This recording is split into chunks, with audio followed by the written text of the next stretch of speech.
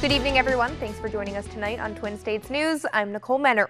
35 points sounds like a number that a team would put up in the first half of a game, but on Thursday night, the Lady Bulldogs would hold LSU to just 35 points throughout, marking the fewest points scored in an SEC game in school history. The ladies would score the game's first 21 points, beating the Tigers 68-35 for their 20th win on the season. Tiara McCowan recorded her 17th double-double in the first half, 13 points and 20 boards, while Andra Espinoza-Hunter led the team with 16. Next up for the Dogs will be a battle with Alabama Saturday at noon. The Ole Miss men will welcome in Mississippi State for some rival action Saturday. The Rebs were ranked 20th last week, but fell out of the top 25 after losses to both Alabama and Iowa State. The Rebs are riding a 3-game losing streak after also falling to the Gators this Wednesday. As for the Bulldogs, they came in at number 22 this week and are coming off a loss to Alabama.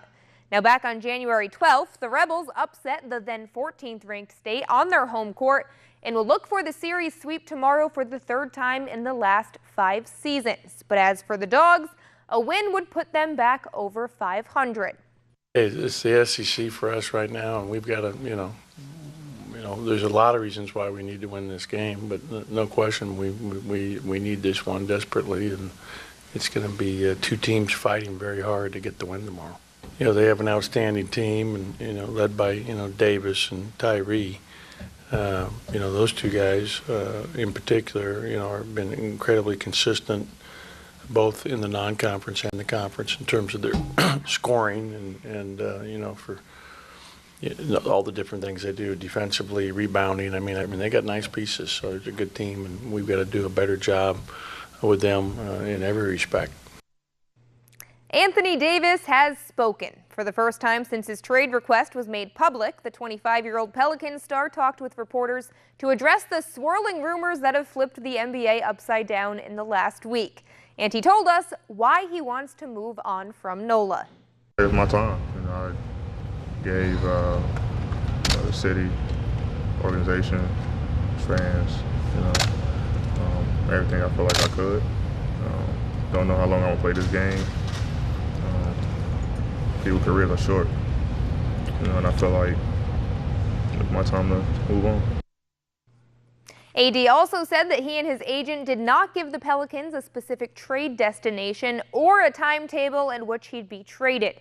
He also said his intentions are to play with the Pelicans if he's still with the team after the trade deadline.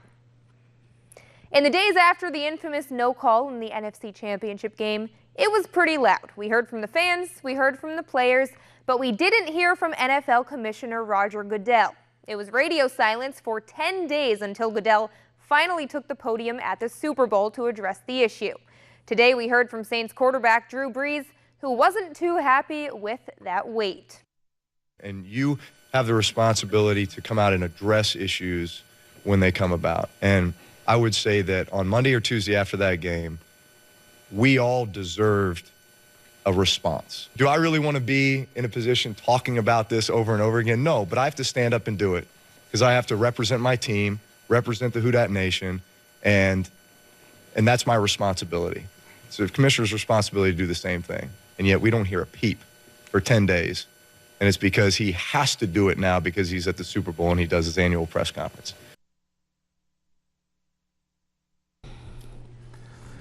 Oh, Fire Goodell.